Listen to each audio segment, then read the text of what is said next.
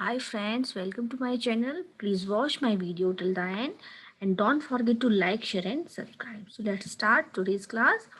Okay, so we are going to continue today our second chapter of geography class 8, which is land, soil, water, natural vegetation and wildlife resources. Okay, so in the last class we studied about the land. Okay, so today we are going to study about soil.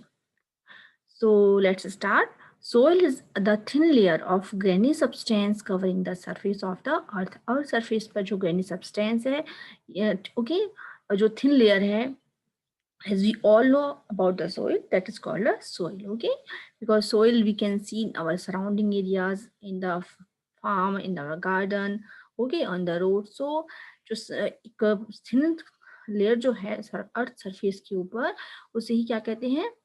उसे हम granny substance कहते हैं, या फिर उसी को ही, इस grainy substance को ही soil we can say also. Okay, next, soil is made up of organic matter, minerals and weathered rock. Okay, तो जो सॉइल है वो किससे बनी होती है? सॉइल बनी होती है आपकी ऑर्गेनिक मैटर. ऑर्गेनिक मैटर्स क्या होते हैं? Organic matters we are getting from the after decaying and dead parts of the animals and plants. Okay, जब एनिमल्स और प्लांट्स, जब एनिमल्स मर जाते हैं और प्लांट्स की लीव्स ड्राई हो जाती हैं और वो सड़ निकलने के बाद जब माइक्रो ऑर्गेनिजम्स उनको क्या करते हैं? डिकम्पोज कर देते हैं. ओके, उनको एक सिंपलर फॉर्म में कन्वर्ट कर देते हैं. तो जो सिंपलर फॉर्म में कन्वर्ट होने के बाद वो जो मैटर हमको मिलता है, वो that matter is called organic matter. Organic क्यों कह रहे हैं? क्योंकि वो हमको ऑर्गेनिज्म से प्राप्त हुआ, मतलब ऑर्गेनिजम्स क्योंकि लीफ है या एनिमल्स है, वो क्या है? सब ऑर्गेनिजम्स है ना, लिविंग ऑर्गेनिजम्स हैं. तो that's why that matter is called organic matter. Okay, and that matter is also called humus. इसी ऑर्गेनिक मैटर को ही बोलते हैं ह्यूमस. ओके, सो जो सॉइल है वो किससे मिलकर बनी है? Organic matters and minerals. Okay, and weathered rock. So weathered rock क्या होती है? वेदर्ड रॉक होती है जब रॉक्स जो एक लंबे टाइम के बाद टेम्परेचर डिफरेंस, हेवी रेनफॉल और कुछ नेचुरल एक्टिविटीज के कारण जब रॉक्स स्मॉल स्मॉल पीसेस में कन्वर्ट हो जाती हैं, तो रॉक्स का जब स्मॉल या थिन पार्टिकल्स में कन्वर्ट होना क्या कहलाता है? वही कहलाता है वेदर्ड रॉक या फिर weathering of rocks. Okay, process called weathering. So earth जो बनती है वो किनसे मिलकर बनती है?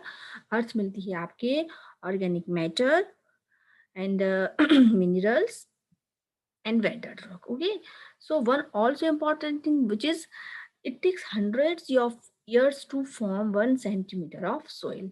सॉइल कितना इंपॉर्टेंट आप समझ सकते हैं कि 1 सेंटीमीटर सॉइल फॉर्मेशन में हंड्रेड्स ऑफ ईयर का टाइम लगता है. सो soil is a very important natural resources for us. Okay, next we will get to know in different geographic regions different soil can be observed. इसका मतलब है कि soil की जो टाइप्स होता है या पूरे जो अर्थ सरफेस है उस पर सेम टाइप का soil आपको नहीं मिलेगा. ओके, soil जो होता है वो आपकी टोपोग्राफी पर डिपेंड करता है. किस पर डिपेंड करता है? टोपोग्राफी. जो हमने लैंड के अंदर जब लैंड के अंदर हमने जाना था, जब हमने डिस्कस किया तो टोपोग्राफी क्या होती है, तो हर जगह का जो टोपोग्राफी है, ज्योग्राफिक रीजन होता है, वो कैसा होता है? सेम नहीं होता. कहीं पर क्या होते हैं? माउंटेन्स होते हैं, कहीं कहीं पर क्या होते हैं? आपके हिली एरियाज हैं, कहीं प्लेन्स हैं, डेजर्ट है, प्लेटू है. तो जो आपके जो ज्योग्राफिक रीजन है वो कैसे हैं? डिफरेंट डिफरेंट है. डिफरेंट डिफरेंट टोपोग्राफी होने की वजह से जो सॉइल होती है वो भी डिफरेंट डिफरेंट टाइप्स की होती है. ठीक है, और हर डिफरेंट सॉइल डिफरेंट क्रॉप्स के लिए यूजफुल होती है. ओके, आप सारी तरह की क्रॉप्स को एक ही सॉइल के अंदर नहीं उगा सकते. Okay, so you need so जिस तरह से एग्जांपल्स के लिए ले सकते हैं, आपको ऑलिवल सोइल आपका गेहूं और चने के लिए यूजफुल होता है. ब्लैक सोइल आपका कॉटन के लिए यूजफुल होता है. Okay, so different different geographic regions में different different soil we can found and it is useful for different different crops also. Okay, next move, a right mix of minerals and organic matter. Okay, अगर आप अगर सही मात्रा में या सही quantity के अंदर मिनरल्स और ऑर्गेनिक मैटर आपस में जब मिक्स होते हैं, तब जो सॉइल बनती है उस सॉइल को बोलते हैं fertile soil. Okay, that is called a fertile soil. Soil fertile भी हो सकती है और सॉइल इनफर्टाइल भी हो सकती है। ओके, पर जो फर्टाइल सॉइल होगी वो एग्रीकल्चर के लिए बहुत यूजफुल होगी, बिकॉज अगर फर्टाइल सॉइल के अंदर आप कोई भी एग्रीकल्चरल क्रॉप्स एग्रीकल्चर करते हैं तो क्या होगा, वहाँ पर जो प्रोडक्टिविटी होगी वो क्या होगी, बहुत ज़्यादा होगी। सो soil fert so organic matter and minerals is very plays a very important role to make soil fertile. Okay, let's move on.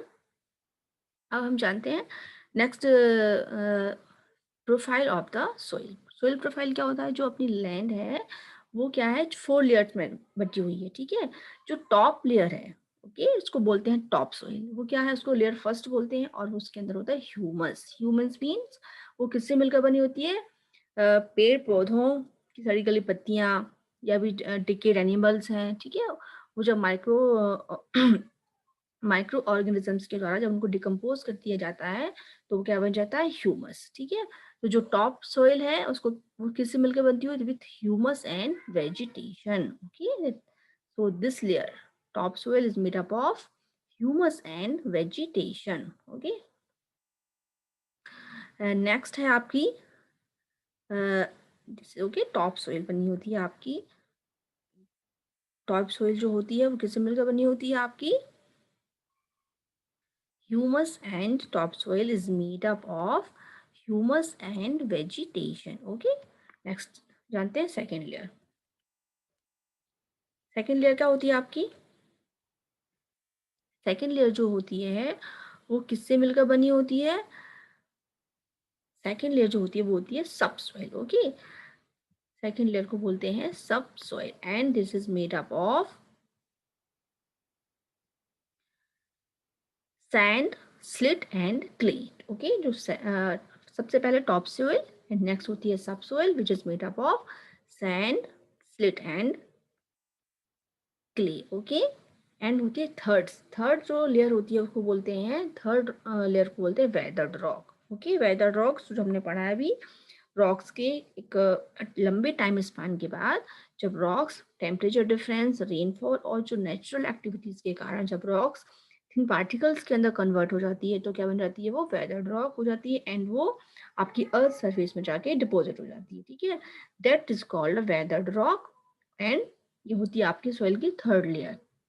Next होती है फोर्थ लेयर पेरेंट रॉक, जो पेरेंट रॉक या बेड रॉक उसको बोल सकते हैं। तो last में जो होती है वो होती है पेरेंट रॉक, इसको ही बोलते हैं बेड रॉक ऑल्सो। ओके, तो हमने जाना प्रोफाइल क्या होता है, सॉइल प्रोफाइल के अंदर 4 लेयर्स होती है। पहला ह्यूमस या वेजिटेशन से मिलकर बनी होती है, उसको बोलते हैं टॉप सॉइल। सेकेंड होती है आपकी सब सॉइल, थर्ड है आपकी वेदर्ड रॉक एंड फोर्थ है आपकी बेड रॉक या फिर parent rock. Okay, weathering already भी स्टडी, वेदरिंग क्या होती है, वेदरिंग होती है, weathering is a breaking down और dissolve, breaking down or dissolve the rocks in a small particles. Okay, that is called a weathering of rocks. Okay, weathering is the breaking down or dissolving of rocks and minerals on the earth surface. Okay, earth surface के अंदर जब वो break down होने के बाद dissolve हो जाती हैं तो वे clear के form में convert हो जाती हैं और एक वहाँ पे जाके पूरा deposit हो जाती हैं। ठीक है, that deposit part is called weathered rock. Okay, and also third layer of the soil. Okay, next move on. अब जानते हैं कि सॉइल फॉर्मेशन में किस किन चीज़ों का पार्ट होता है। तो ओके, तो सॉइल फॉर्मेशन क्या होता है, फैक्टर्स ऑफ सॉइल फॉर्मेशन, जो सॉइल फॉर्मेशन होता है उसमें कौन कौन से फैक्टर्स रिस्पॉन्सिबल है। ओके, तो जो पेरेंट रॉक है वो क्या करती है, parent rock plays a very important role because it determines the colour and chemical properties. Okay, जो कलर एंड जो केमिकल प्रॉपर्टीज हैं, कलर्स एंड केमिकल प्रॉपर्टीज कौन डिटरमाइन करता है, वो डिटरमाइन करती है आपकी पेरेंट रॉक। ठीक है, ये पेरेंट रॉक के बेसिस पर डिटरमाइन होता है कि सोइल का कलर रेड सोइल है, ब्राउन है, ब्लैक है। ओके, जैसा भी है। नेक्स्ट होता है आपका climate. Okay, climate and temperature and rainfall, ये क्या डिसाइड करते हैं?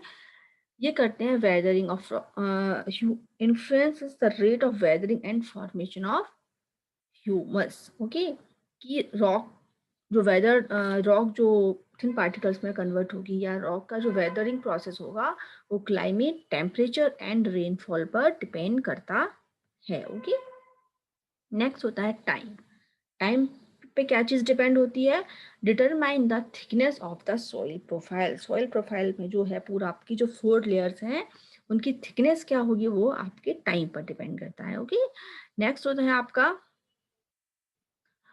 बायोटा या फिर माइक्रो ऑर्गेनिजम्स। ये जो माइक्रो ऑर्गेनिजम्स होते हैं वो क्या करते हैं, वो आप ह्यूमस फॉर्मेशन में एक बहुत ही इंपॉर्टेंट रोल प्ले करते हैं। ह्यूमस फॉर्मेशन में जो इंपॉर्टेंट रोल प्ले करते हैं वो कौन करते हैं? Micro organisms. ओके, सो ये ये भी सॉइल फॉर्मेशन के लिए एक बहुत बड़ा योगदान देते हैं। ओके, नेक्स्ट होता है आपकी टॉपोग्राफी। ओके, सो टॉपोग्राफी क्या डिसाइड करती है? टॉपोग्राफी डिसाइड करती है आपकी एक्यूमुलेशन ऑफ सॉइल। ओके, कि सॉइल की का टाइप कैसा होगा। Okay, that depends on the topography. Okay, कि माउंटेन्स एरिया है तो किस टाइप की सॉइल होगी, प्लेन एरिया है तो किस टाइप की सॉइल होगी। तो टोपोग्राफी क्या करती है?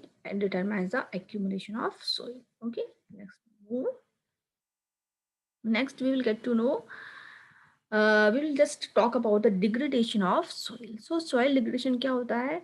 डिग्रेड का मतलब होता है किसी भी चीज की क्वालिटी कम होना, डिग्रेड हो जाना। ठीक है, तो सॉइल की क्वालिटी कैसे कम हो रही है, उसके लिए कौन कौन से फैक्टर रिस्पॉन्सिबल है? तो deforestation. Okay, deforestation is a man, या बोल सकते हैं कि सबसे बड़ा जो कारण है सॉइल डिग्रेडेशन का, वो गया है डिफॉरेस्टेशन। क्योंकि रैपिडली जब पॉपुलेशन ग्रोथ हो रही है, ओके, इंडिया में क्या हो रही है रैपिडली, या वर्ल्ड में नहीं है तो इंडिया में तो है ही बेसिकली, रैपिडली पॉपुलेशन ग्रोथ होने से क्या हो रहा है, शहरों में रहने के लिए या एग्रीकल्चरल के लिए क्या हो रहा है, गांव में अगर रूरल एरिया की बात की जाए तो वहाँ पर क्या किया जा रहा है, एग्रीकल्चरल एक्टिविटीज के लिए लैंड को और ज़्यादा बढ़ाया जा रहा है। ठीक है, और शहरों की बात की जाए तो वहाँ पर फैक्ट्रीज डेवलप करने के लिए या बिल्डिंग्स बनाने के लिए क्या किया जा रहा है, जंगलों को काटा जा रहा है और वहाँ पर क्या किया जा रहा है, ये सेटअप फैक्ट्रीज इंडस्ट्रीज ये सेटअप की जा रही है। तो उससे क्या हो रहा है, जब पेड़ कटने से क्या हो रहा है कि ये लैंड अपनी या सोइल जो हो रही है वो डिग्रेड हो रही है। क्योंकि होता क्या है, जब बहुत तेज बारिश हो रही है या बहुत तेज हवा चल रही है तो क्या होता है कि जो मिट्टी है वो पानी के साथ बह के चली जाती है। अगर वहां पर प्लांट्स या वहां पर ट्रीज होंगे तो वो मिट्टी पेड़ों की जड़ों से वहां पर रुक जाती है। ठीक है, पेड़ क्या करते हैं, वो मिट्टी को पकड़ के रखते हैं, जकड़ के रखते हैं और वो मिट्टी वहां से नहीं बह पाती, तो सॉइल एरोजन को रुक जाता है। बट डिफोरेस्टेशन क्या हो रहा है, डिफोरेस्टेशन के कारण सॉइल एरोजन बहुत तेजी से हो रहा है और सॉइल कैसी होती जा रही है, डिग्रेड होती जा रही है। ठीक है, उसकी फर्टिलिटी कम होती जा रही है। नेक्स्ट है आपका ओवर ग्रेजिंग। ठीक है, over overgrazing, overgrazing भी सॉइल डिग्रेडेशन के लिए रिस्पॉन्सिबल है। Overuse of chemical and fertiliser और पेस्टिसाइड्स। अब क्या कर रहे हैं, ज़्यादा से ज़्यादा एग्रीकल्चरल प्रोडक्टिविटी बढ़ाने के लिए क्या करते हैं, फर्टिलाइजर्स यूज कर रहे हैं जिनमें कि क्या है, केमिकल्स हैं। ठीक है, और पेस्टिसाइड्स यूज कर रहे हैं। ये सब क्या कर रहे हैं, ये आपकी सॉइल फर्टिलिटी को धीरे धीरे कम कर रहे हैं। और एक और चीज़ है, हमको इन सब चीज़ों को यूज करने की बजाय क्या करना चाहिए, हमें जो आपका नेचुरल या ऑर्गेनिक मैन्योर है उसे हम यूज़ करना चाहिए। अगर हम ऑर्गेनिक मैन्योर को यूज़ करेंगे तो हम अपनी सॉइल की फर्टिलिटी को बढ़ा सकते हैं बजाय कम करने के। Okay, rain wash, landslides and flood. Okay, landslide and flood also the important factor of soil degradation. Landslide and floods क्या है, ये नेचुरल डिजास्टर है। ठीक है, ये ह्यूमन मेड नहीं है, ये नेचुरल है। तो इनसे भी क्या होता है, इनसे भी आपकी सॉइल क्या होती है, धीरे धीरे डिग्रेड होती जाती है। Okay, so these are the factors of soil degradation. Okay, next move on. जब सॉइल इतनी ज़्यादा इंपॉर्टेंट है तो सॉइल को कंजर्व करना भी तो ज़रूरी है। तो हम सॉइल को कंजर्व कैसे करेंगे, तो सॉइल को हम कंजर्व कर सकते हैं, कैसे कंजर्व कर सकते हैं? मल्चिंग। मल्चिंग क्या होता है?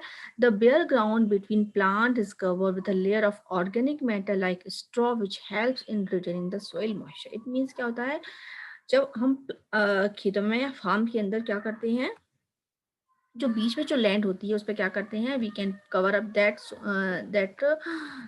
That area with the dried grass और ड्राइड लीव्स। ओके, सो इनसे क्या होता है, ये जो जब कवर अप करने से क्या होता है, ये सॉइल का जो मॉइस्चर है वो आप काफ़ी उसमें रिटेन हो जाता है। या सॉइल क्या होती है, सॉइल का जब डायरेक्ट सनलाइट नहीं पड़ने के कारण वो मिट्टी जल्दी से ड्राई नहीं होती, ठीक है। तो आप क्या करते हैं, सॉइल की मॉइस्चर को रिटेन कर सकते हैं आप अगर ड्राइड लीव्स और ये इस तरह से ड्राइड ग्रास को ये बची हुई अभी इसकी जो लैंड एरिया है उसमें रखने से या पुट अप करने से। Okay, so you can retain the soil moisture after this method। Okay, next आपका counter barriers. Okay, counter barrier क्या होता है? In this method, so in this method used to build barrier along the counters। okay, trenches are made in the front of the barriers for collecting water। इसमें क्या होते हैं, जो हिलीज areas होते हैं ना, हिलीज एरियाज में क्या करते हैं, इस तरह के काउंटर बैरियर बना दिए जाते हैं कि अगर पानी बरसेगा तो क्या होगा, सीधा बहती हुई मिट्टी नीचे ना आते हुए यहाँ पर रुक जाएगी, ठीक है। इस बैरियर्स में क्या होता है, एक तरह से बीच में एक दीवार जैसी कुछ बना दी जाती है, जिससे कि क्या होगा, पानी सीधा पानी के साथ मिट्टी नीचे न बहते हुए यहाँ पर रुक जाएगी, ठीक है। तो काउंटर बैरियर के द्वारा भी क्या होता है, आप सॉइल डिग्रेडेशन या सॉइल एरोजन को रोक सकते हैं, ठीक है। और एक होता है rock dam. So rock dam क्या होता है, rock dam are piled up to slow down the flow of water and this prevent gullies and further of soil loss. Okay, तो इसमें आप क्या करेंगे, रॉक डैम के अंदर होता है कि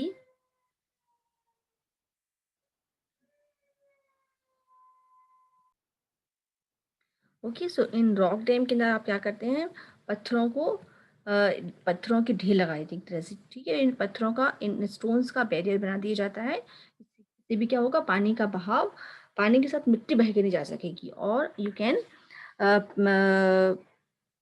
prevent the soil to flow, okay, with water। So it is also an important method to soil conserve करने का। okay, नेक्स्ट है आपका टेरेस फार्मिंग। टेरेस फार्मिंग जो बहुत ज़्यादा होती है आपके कहाँ, माउंटेन्स एरियाज में। माउंटेन एरियाज में क्या होती है, अगर आप वहाँ पर प्लेन एरियाज तो होता नहीं है, तो वहाँ पर क्या होता है, माउंटेन होते हैं। अगर माउंटेन एरियाज के अंदर जब अगर आप फार्मिंग करते हैं, ठीक है, तो वहाँ बारिश भी ज़्यादा होगी। बारिश होने से क्या होता है कि पूरा जो आपका सोइल है वो पानी के साथ बह के पूरा नीचे आ जाता है, ठीक है। तो फिर वहाँ पर फार्मिंग करना बहुत ज़्यादा मुश्किल होता है या एग्रीकल्चर करना। तो वहाँ पर क्या करते हैं, बड़े बड़े चौड़े चौड़े स्टेप्स बना दिए जाते हैं इस तरह से। इन चौड़े चौड़े स्टेप्स पे क्या होता है, अगर पानी बारिश भी होगी तो मिट्टी क्या होगी, स्टेप्स के थ्रू यहाँ रुक जाएगी, एकदम सीधा नीचे नहीं बह पाएगी। इसलिए क्या होता है यहाँ पर टेरेस फार्मिंग, इसको बोलते हैं terrace farming. Okay, terrace farming क्या होती है, in this method or the steps or terrace made on the steep slopes, okay, so that flat surface are available for the growing of crops and that reduces surface runoff and soil erosion, ठीक है। इस methods के द्वारा भी आप क्या कर सकते हैं, सॉइल एरोजन को रोक सकते हैं। ओके, नेक्स्ट होता है इंटरक्रॉपिंग। इंटरक्रॉपिंग में क्या होता है, इंटरक्रॉपिंग के अंदर different crops are grown in alternate rows and are sown at different times to protect the soil from rain wash. इसमें क्या करते हैं, अलग अलग रोज में अलग अलग टाइप की क्रॉप्स को बोया जाता है, ठीक है। इसमें इस तरीके से भी क्या कर सकते हैं, आप सोइल को रोक सकते हैं या बचा सकते हैं रेन पानी के साथ बहने से। Okay, so that is also a very important method to preserve the soil, okay, to conserve the soil. Contour ploughing. Contour ploughing क्या होती है, plowing are parallel to the counters of a hill slopes to form a natural barrier for water to flow down to the slopes। okay, तो ये सारे methods वहाँ use की जाते हैं यहाँ पर स्लोप होता है या माउंटेन्स रीजन्स होते हैं ना, वहाँ पर इस तरह की मेथड्स सोइल को बचाने के लिए यूज़ की जाते हैं। यहाँ भी क्या कर दिए जाते हैं, इस तरह के काउंटर, जब प्लोइंग करते हैं तो इस तरह की काउंटर्स बना दिए जाते हैं, एक जैसे बोल सकते हैं बैरियर टाइप के बना दिए जाते हैं। तो क्या होगा, बीच में पानी भी एकदम से नहीं भर पाएगा और मिट्टी भी क्या होगी, एकदम से नहीं बह पाती, और बीच बीच में इस तरह के बैरियर के द्वारा वो रुक जाती है। ठीक है, नेक्स्ट है हमारा शेल्टर बेल्ट। तो शेल्टर बेल्ट्स क्या होते हैं, in the coastal and dry regions, जहाँ पर कोस्टल रीजन्स वो रीजन्स होते हैं जो सी एरियाज होते हैं, समुद्र के आसपास के एरियाज को बोलते हैं कोस्टल एरियाज। ओके, समुद्र के जो आसपास के, समुद्र के आसपास जो भी रीजन्स होते हैं उनको हम बोलते हैं कोस्टल एरियाज। ओके, तो कोस्टल और ड्राई रीजन्स जो होते हैं वहाँ पे क्या होते हैं, rows of trees are planted to check the wind movement in order to prevent soil cover. Okay, तो बड़े बड़े इस तरह से ट्री लगा दिए जाते हैं, तो जब हवा चलती है तो उनको ये पता चल जाता है कि हवा किस डायरेक्शन में चल रही है। तो उस तरह के मेथड्स, कुछ प्रिवेंटिव मेथड यूज करके वहाँ पर क्या करते हैं, सोइल को आप बचा सकते हैं एरोजन, एरोड होने से। Okay, so this is all shelter belt जो मेथड है वो यूज किया जाता है, कहाँ पर यूज किया जाता है, कोस्टल एंड ड्राई रीजन्स। ठीक है, टेरेस फार्मिंग यूज की जाती है आपकी माउंटेन एरियाज में। Okay, so these all are the method to prevent the soil erosion. Okay, तो ये सारे जो मेथड्स हैं वो कहाँ किस लिए यूज किए जाते हैं, सोइल को कंजर्व करने के लिए, सोइल को बचाने के लिए। Okay, so today we, I think you all you will get to know all the points of soil, about the soil. So we will discuss next topic in the next class. Till then, thank you all for watching my video.